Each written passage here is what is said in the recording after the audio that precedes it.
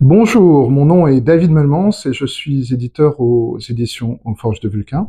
Et aujourd'hui, je vais vous parler d'une petite particularité du catalogue des éditions Aux Forges de Vulcain, une maison d'édition qui publie de la littérature générale et de la littérature de l'imaginaire. Cette petite particularité, c'est que parmi les thèmes qui nous passionnent, il y a le nucléaire. Ça peut sembler un peu étrange, mais après tout, on écrit et on édite sur ce qu'on a en propre. Et moi, j'ai eu l'immense chance de grandir dans le nord de la Provence, dans une zone coincée entre des centrales nucléaires. Et initialement, j'étais parti pour passer tout le collège et le lycée à faire des exposés sur le nucléaire. Les enseignants ont fini par me dire que je commençais à créer des crises d'angoisse chez mes camarades de classe. Et donc, j'ai canalisé ça dans la publication de romans qui parlent de nucléaire pour créer des crises d'angoisse chez les lectrices et les lecteurs. Je commence par ce très beau premier roman, À crier dans les ruines, d'Alexandra Kochelik. C'est l'histoire de la ville de Pripyat. La ville de Pripyat, c'est la ville de Tchernobyl. On est en avril 1986, lors de l'incident de Tchernobyl, et deux adolescents, Lena et Ivan, vont être séparés par la catastrophe. L'un reste au pays, l'une voyage en Occident et refait sa vie là-bas, et peut-être se retrouveront-ils un jour. C'est une très grande et très belle histoire d'amour. C'est une autre manière de parler de Tchernobyl. C'est très documenté sur Tchernobyl, mais c'est une approche peut-être plus onirique, peut-être plus poétique. Ça finit par être une sorte de grand chant d'amour à la vie et à la nature. Et surtout, ça parle de manière élégante et combative de l'Ukraine.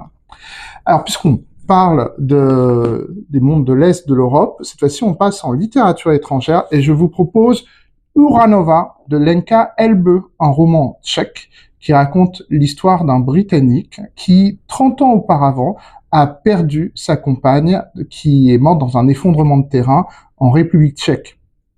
Il n'a pas pu aller enquêter sur sa disparition jusqu'à quelques années après la chute du mur où il peut enfin voyager de l'autre côté du rideau de fer et il se rend à Joachimsthal ou Yashimov en tchèque, une ville qui est à la fois une ville thermale où on peut se faire soigner dans des bains de radon, mais c'est aussi une des plus grandes mines d'uranium d'Europe.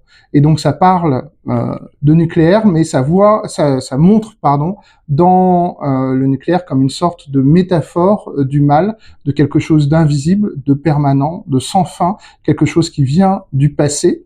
Pour la petite histoire, Yakimov, c'était là où était extrait une très grande partie de l'uranium qui a été utilisé dans les centrales des pays de l'Est et notamment dans la centrale de Tchernobyl, dont on parlait dans À crier dans les ruines d'Alexandra Kochelik.